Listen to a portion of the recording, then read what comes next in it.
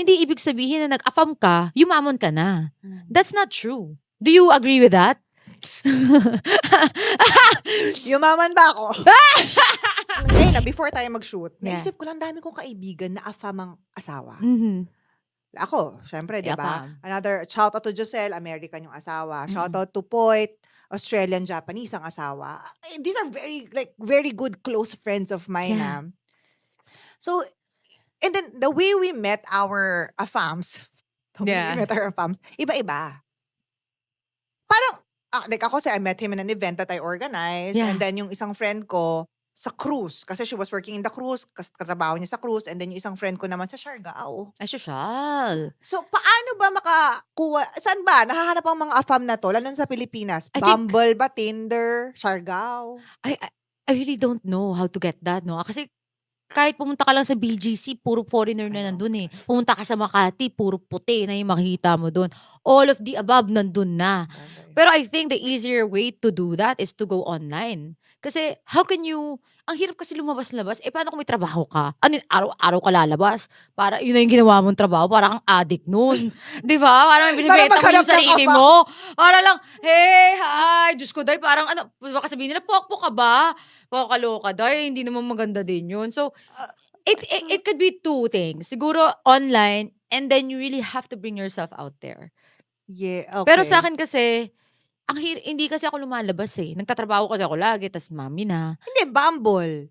Diba? Ayoko ng mga ganyan. Ikaw, ayaw mo ng mga ganyan. Siyempre, yung mga ano ngayon, gusto yan. Oo, Bumble, Tinder, ano ba yung meron Grindr. Grindr? Pwede rin naman.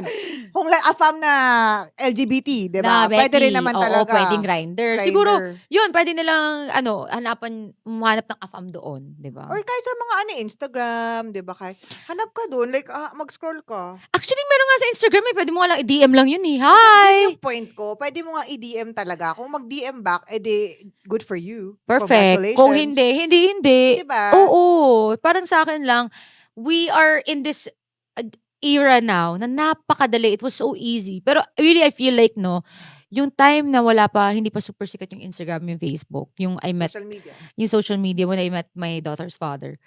Oh? Iba talaga. Parang iba yung love noon time na yun. Kasi parang hindi sobrang daming choices.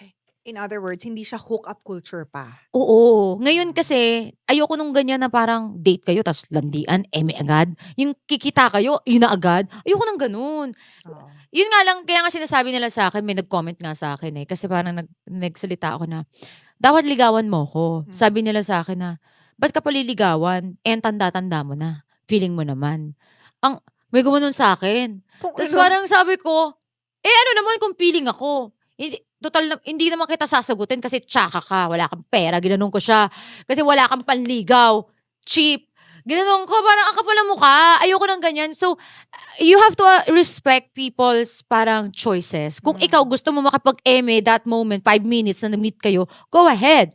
But for me, you have to show your sincerity or kahit hindi sincerity yung nag-effort ka sa akin.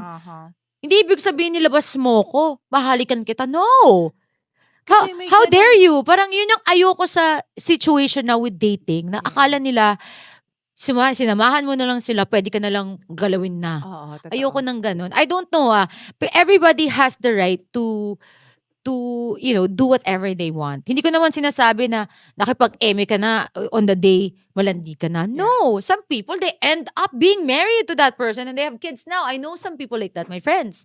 Na parang they did it on the first day when they met. Pero there's people na parang, lalo na yung kunyari ako, na parang marami na akong trauma sa katawan ko. Na parang, if I'm parang kung maghahanap ako ng panibago, gusto ko talaga kilalanin ko muna. Ayoko yung tatalo na naman ako, na parang, eme agad. Ayoko, parang gusto ko, maramdaman mo na bigyan mo ako ng pagkain, pinuntahan mo ko, yung mga maramdaman ko na gusto mo talaga ako. Pero kasi, ang iniisip ngayon ng mga lalaki na pag matanda ka na, may anak ka na, nakapangasawa ka na dati, wala ka ng karapatan. But who are you to tell me na wala na akong karapatan? Do you agree with that? I totally agree with you. Na parang hindi ka, na porket may anak, bumaba-value. Gago. Hindi kasi ganun nga yung iniisip ngayon ng mga tao. Na No, I parang, think that's the problem for me kaya nagkaroon ng ganong mentality is because of the hookup culture. Lalo na with mga Tinder, ganyan Bumble, na parang feeling nila kapag nag-swipe left or shit tas nakapagkita sa'yo, parang OG na yun sa kama. Yun yung problema. hindi, parang sa akin hindi tama yun. Pero kung gusto mo na anuhin mo, Oo, go! oo, go. Pero Pero- yun nga kasi nagkakaroon ng connotation, lalo na for, I guess, suppose for guys, na pag Mm-mm. nag-go yung girl, pag nag-swipe whatever, na parang, it's a go signal na, alika na, ano na tayo, Mm-mm. motel na tayo or something like that. Yeah! Tsaka, that's why, parang, I don't condone that. Parang I would never be like, dahil may anak na ako, magiging easy ka na lang. Ayoko. Parang actually, mas mahirap pa nga ngayon sa akin na Yes. maghanap. Mas nahihirapan ako kasi sa akin, mas maarte na ako ngayon. Yes. Na parang, gusto ko kung makakahanap ako, ito na. Wala nang, lalagyan na kita ng posas, tama na. Ganun na yung gusto kong mangyari. And that's why they're saying na ang hirap talaga ng dating in this era. Parang wag na lang nga eh. Kasi Parang nga, ganun. oo, parang yung expectations ng mga tao, parang sobra kasing dali makipag-sex. Ba't ka pa magde-date? Ganun eh. Bakit ka pa mag-aasawa? kung kaya mo naman makipag-eme kung kani-kanino. Yes, yun din, yun Yeah. din. But speaking of mag-asawa, one of I think na malaking topic about marrying an AFAM is sinasabi nila kapag gusto ng mga, lalo na mga Pinay na babae, pag gusto daw mag-asawa ng AFAM, kasi gusto makaangat sa kahirapan. Yes. Anong thoughts and prayers mo dyan? Hindi naman ako umangat. So, kasi lahat ng meron ako ngayon dahil talagang pinaghirapan ko sa trabaho. So, parang iniisip ko, kung applicable ba siya sa akin? No, it's not. Pero nakakadiri lang yon na parang, na iniisip ng mga foreigner, pag nandun ako sa ibang bansa, kasi when I go abroad, syempre, nag-Australian accent ako minsan and everything. They don't really see me as Filipino. So, parang, then they're like, oh, okay. Sabi niya, Philippines, they're cheap. Ganyan sila. Sabi ko, excuse me, I'm Filipino, I'm from there, aawain ko na sila. Yun ang ganun. tingin talaga? Na parang feeling nila, na parang mail order bride, na feeling nila na yun lang, na kinukuha nila yung mga Pilipino dito para tulungan sila sa bahay, mga ganyan. Yes, parang, for me, it's so insulting. It really annoys me. Kasi parang iniinsulto mo yung pagkatao ko. So parang, and also for me, I could vouch for that. Kasi, nagkasawa ako ng puti. So, nang parang, ano naman nangyari? Wala. So, of course, syempre, may good things naman na nangyari. Of course, may bad things. Kaya hindi kayo kaya hindi nag-work yung relationship. Pero, hindi ibig sabihin na nag-afam ka, yumamon ka na. That's not true. Do you agree with that? Yumaman ba ako? Minsan, talaga na yung puso mo, dun nag-connect sa ibang tao. Di ba? Totoo naman yun. Hindi siya, guys yung mga ano dyan na parang feeling nila parang makaharbat ng foreigner, parang makaangat-angat sa buhay. To be fair, it happens to some people. Lalo na pag siguro yung mga low, yung talagang kunyari, wala ka talagang talaga yung pamilya mo. Oo. Siyempre pag nag-asawa ka ng kahit middle class sa ibang bansa, middle class pa rin yan. Aangat ka pa rin talaga. Aangat ka pa rin talaga. So, I think to some people, na applicable naman yon. Pero it's sabihin, hindi it's not one size fits all nga, ika nga. Oo. Hindi po, parang wag mo isipin na porket nakapangasawa ka ng, kasi ako, syempre, we're based here. Tsaka my mom, I'm the product of my mother and father. Oh. We were kind of lucky na kahit papaano na my mom and my dad had 4 kids. We were all private school. We were taken care of 3 times a meal. We have a house. Pero hindi ibig sabihin mayaman yung tatay ko. He had to provide and he knew, kasi yung panahon dati, alam nila yung responsibilidad nila sa pamilya eh. So, nung nag-anak sila, alam nila na yun ang kailangan nilang ibigay sa'yo. True. Pero my father wasn't like, bawling. No. Pero he was able to provide for us. So parang, bakit mo sasabihin na mayaman lahat ng foreigner? Hindi naman lahat ng AFAM mayaman eh. Minsan gusto lang talaga nilang makatikim ng kakaibang itsura, ng kakaibang flavor of the month or flavor of their whole lives. Pero feeling mo ba yung mga AFAM ang tingin sa mga Pinay gold diggers? Based on experience, I don't know. Yes. I really feel that's what they think. Especially sa European country.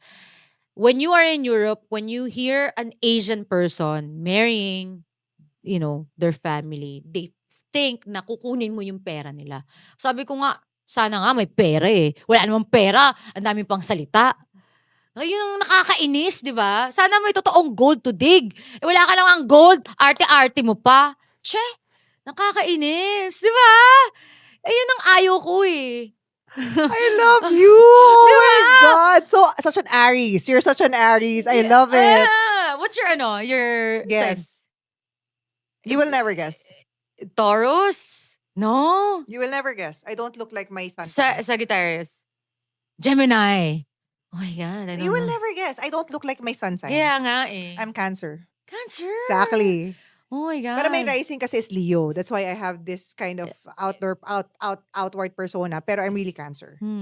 Pero yun nga, doon ako nababad trip lang. So parang sa akin lang, minsan nga mas mayaman pa yung Pilipinas sa'yo eh. Oo naman. My gosh! Maraming time. Tsaka minsan talaga, hindi naman yung sa kagustuhan ng mga ibang tao na makapangasawa ng AFAM, parang nakapangit pa ng buhay nila.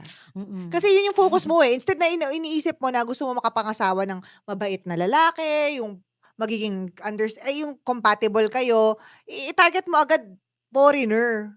Parang hindi ata tama yun. Hindi tama yun. Parang ako nga iniisip ko parang siguro nakaarma ako sa mga binasted kong Pilipino. Kaya binigyan ako ng mga ganitong lalaki. Pero question, kasi hindi nga ako nag-career ng Pinoy na Oo. jowa, 'di ba? Ano ba ang kaibahan ng pagroromansa, pagmamahal, panliligaw, or yung atake ng mga Pinoy sa mga foreigner? In fairness, okay ang mga Pilipino. Sabi nga nila. Okay. Pero ako kasi isa lang yung sa akin eh. Sa akin lang masasabi ko okay sila kasi sweet sila. Sabihin nila kung anong kailan gusto mong pagkain. Yung mga small things na hindi iniisip ng mga puti kasi wala naman silang pakialam. Tatanungin lang nila sa'yo, you had a good day, okay. Ang Pilipino, tatanungin nila, ano mong gustong mong kainin? It's very specific. Napagod ka ba? Mga ganyan. Parang okay. Eh, nung time na yun, hindi ko siya bet. Sayang nga eh. Siguro kung yun pa yung kinuha ko, mais-ayos pa yung buhay ko eh, umaman pa ako. It's never too late. It's never too Kaya late. lang nga, Bata wala ka na. pa. Kaya siguro naghahanap yung mga Pilipina ng AFAM. It is because pag 30 years old na sila pataas, parang nahihirapan na sila makipagrelasyon dito sa Pilipinas.